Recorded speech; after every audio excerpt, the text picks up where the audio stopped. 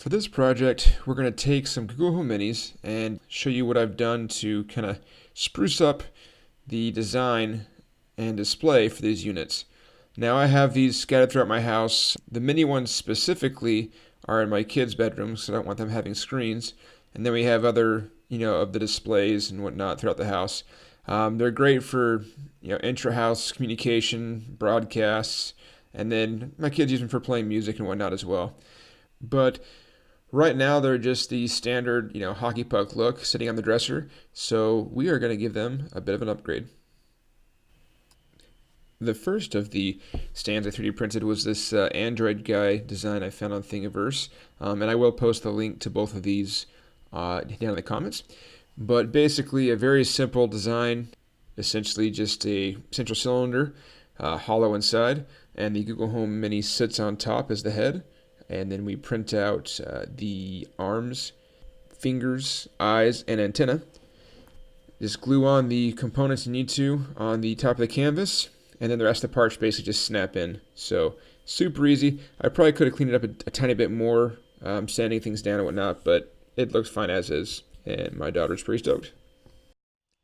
The next stand is a bit more involved. This is ED-209 from Robocop, a movie back from the late 80s.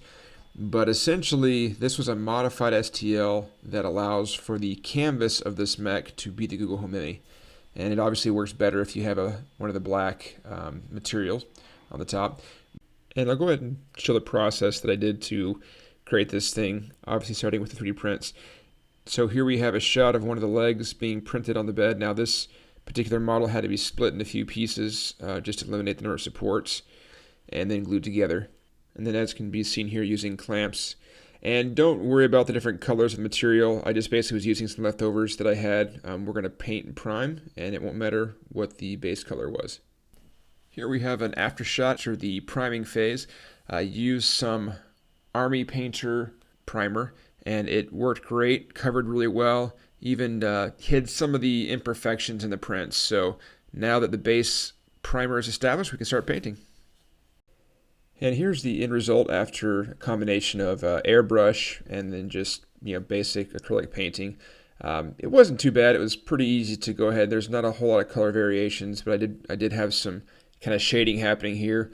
But overall, it turned out great. Really pleased with the detail from the 3D printer and then what the paint job looks like. And it looks awesome and menacing on my son's desk. So way better than the hockey puck on its own, just sitting there. So to close the video out, just want to do some close-up shots of various angles of the ED-209 mech. And as always, if you have any questions, hit me up in the comments. Thanks for watching.